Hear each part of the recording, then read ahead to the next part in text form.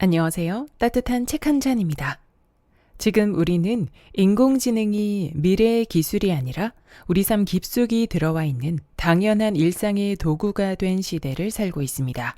요즘은 젊은 세대뿐만 아니라 70대, 80대 어르신들도 챗GPT를 활용해서 정보를 찾고 그림을 만들고 글을 쓰는 시대입니다.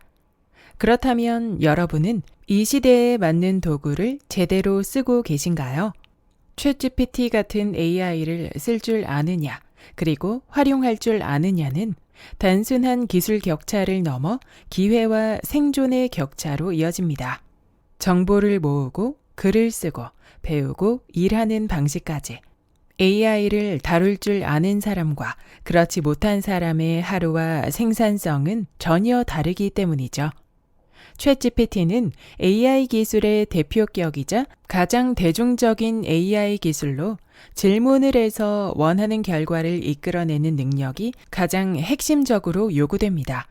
그래서 오늘 영상에서는 책, 업무 시간을 반으로 줄이는 챗GPT 글쓰기를 통해 우리가 왜 챗GPT AI를 활용할 줄 알아야 하는지, 그리고 어떻게 질문해야 원하는 답을 제대로 얻을 수 있는지 그 방법을 명확하게 알아보려 합니다. 지금부터 책 속으로 들어가 보겠습니다. 일단 챗GPT를 깔긴 깔았는데 뭘 어떻게 해야 할지 몰라 아직은 좀 막막하신 분들이 많을 겁니다.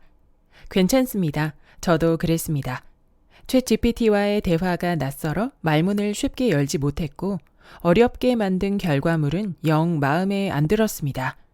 챗GPT와 대화하는 방법이 궁금한 분들께 제 선배인 C그룹 2부장의 에피소드를 소개해 드리겠습니다. 그날은 퇴근 1시간 전에 프로젝트가 위에서 툭 떨어진 불길한 하루였다고 합니다.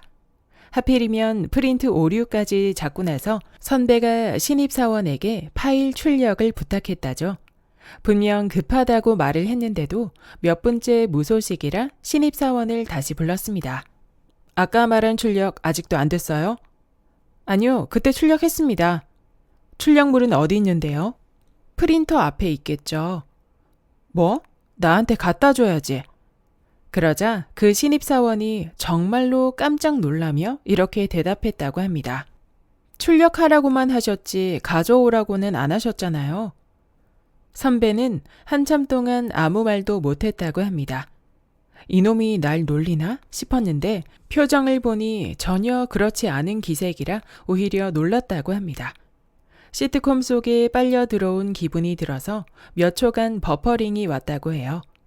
선배는 단군 일의 최대 스펙이라는 신입사원이 알아서 잘, 딱, 깔끔하고 센스 있게 출력물 하나 책상에 못 올려놓느냐며 저에게 한참을 하소연했습니다.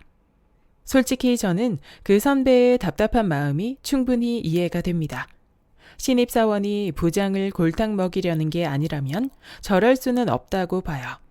그런데 의외로 제 주변 선후배들에게 물어보니 G세대한테는 그렇게 말하면 안 되는데 그 부장님이 좀 꼰대 아냐? 라며 신입사원 편을 드는 사람도 여럿 있더라고요.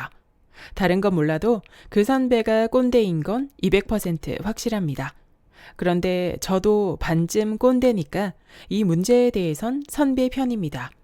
생성형 AI의 대화 문법과 방식을 제대로 익히지 않으면 챗 GPT와의 일을 할 때도 이런 상황이 종종 일어날 수 있습니다. 사람은 말하지 않아도 아는 짬과 눈치라는 게 있지만 국립도서관을 통째로 머리에 넣고 있다는 그 똑똑한 챗 GPT에게는 놀랍게도 그런 게 전혀 없으니까요. 그래서 챗GPT에게는 정확히 묻고 구체적으로 요구해야 원하는 대답과 결과물을 얻을 수 있습니다.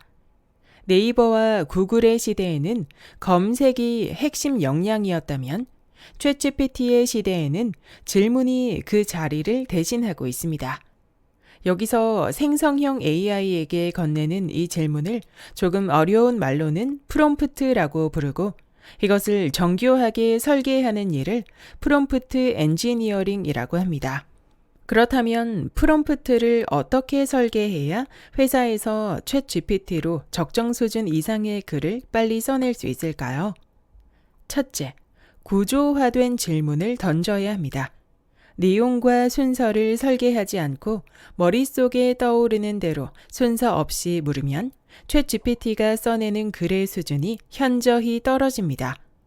구조화된 질문에 대해서는 몇 개의 모범 답안이 이미 잘 정리되어 있습니다. 역할, 맥락, 지시. 이걸 전통적 개념으로 풀어내면 육하 원칙이라고도 할 수 있습니다.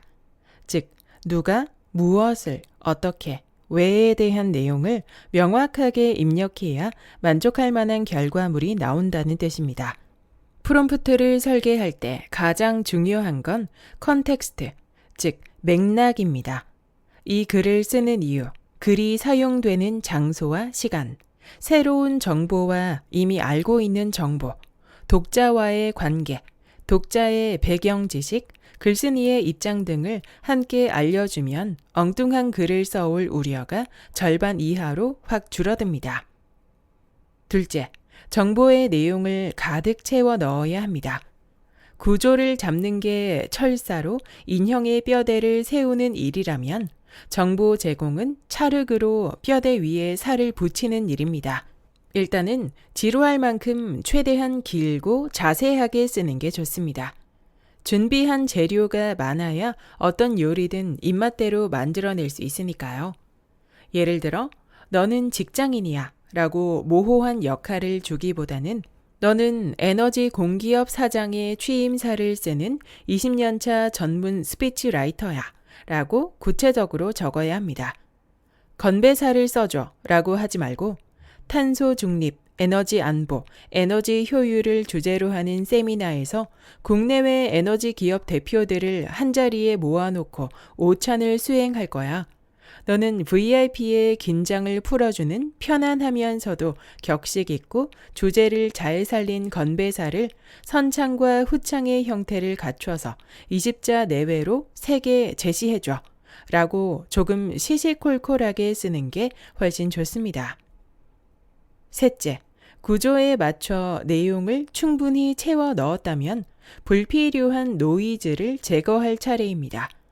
이때는 과도한 예의나 감정 표현, 불필요한 말습관, 미사 여구 등을 최소화해야 합니다.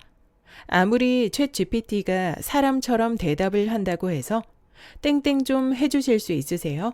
땡땡을 부탁드려도 될까요와 같은 존댓말을 쓸 필요는 없습니다. 아무리 사람 같아도 인공지능은 기계입니다. 말의 의도를 숨기거나 빙빙 돌리는 복잡한 말투도 지양해야 합니다. 그렇게 급하면 어제 오지 그랬슈라는 충청도식 과속 금지 안내판처럼 의도를 숨겨서 요청하면 챗GPT는 지시의 맥락, 문화적 배경, 의도를 사람처럼 즉시 이해하지 못합니다. 혼선만 커질 뿐입니다. 심지어 문장이나 대화가 아니어도 됩니다. 번호를 붙여 개조식으로 쓰거나 괄호, 대괄호 같은 문장 부호를 활용해 핵심만 써도 깔끔합니다. 해석의 여지가 많은 열린 프롬프트보다 해석이 분명한 닫힌 프롬프트가 더 좋습니다. 예를 들어 인공지능에 대해 알려줘 라는 요청과 인공지능의 3가지 주요 응용 분야를 나열하고 각각에 대해 한 문장으로 요약해줘 라는 요청의 결과는 완전히 다릅니다. 물론 아무런 정보나 지식이 없는 특정 상황에서는 열린 프롬프트를 사용해 1차적으로 자료 수집을 하거나 예상치 못한 통찰을 얻을 수도 있습니다. 하지만 그건 철저하게 계산된 질문일 때 제한적으로만 쓸모가 있습니다. 노이즈가 많은 간접적 질문. 저기요, 좋은 보도자료에 대해 알려주면 무척 감사할 것 같은데 보도자료 요령에 대해 무엇을 어떻게 생각하세요? 노이즈를 제거한 직접적 질문. 신제품 보도자료 작성 요령을 3개로 요약해줘. 프롬프트는 챗GPT 시대를 살아가는 새로운 언어입니다. 처음에는 어색하고 답답할 수 있지만 신입사원을 가르치는 마음으로 조금만 연습하면 누구나 유창해질 수 있습니다. 좋은 질문법이 회사에서 승진을 시켜주고 밥도 먹여주는 시대가 금방 옵니다. 이제 막 시작되었으니 전문가와 초보의 차이가 별로 없습니다. 많이 질문해보고 빨리 익숙해진 사람이 전문가입니다. 여기까지 업무 시간을 반으로 줄이는 챗GPT 글쓰기의 본문 일부였습니다. 이 책의 저자 정태일 작가는 20년 동안 수많은 경영자들의 말과 글을 다듬어온 비즈니스 글쓰기 전문가인데요. 이 책을 통해 챗GPT를 활용한 글쓰기 비법과 특히 직장인들이 생산성을 압도적으로 끌어올릴 수 있는 글쓰기 방법을 전하고 있습니다. 그 중에서도 가장 기본적이면서도 중요한 건 바로 질문하는 방법이었습니다. 챗GPT에게 제대로 질문하는 법을 다시 정리하면 첫째, 누가, 어떻게, 왜를 포함해서 질문의 맥락을 구조화해야 합니다. 글쓴이는 누구인지, 독자는 누구인지, 사용될 장소와 시간은 언제인지, 그리고 글을 쓰는 이유와 배경까지 충분히 구체적으로 맥락을 알려주어야 챗GPT가 제대로 대답할 수 있습니다. 둘째, 질문할 때 내가 알고 있는 정보를 최대한 길고 자세하게 써야 합니다. 정보가 풍부할수록 챗GPT의 답변도 깊어집니다. 셋째, 질문 문장에서는 미사 여구를 빼고 핵심 요청만 깔끔하게 담아야 합니다.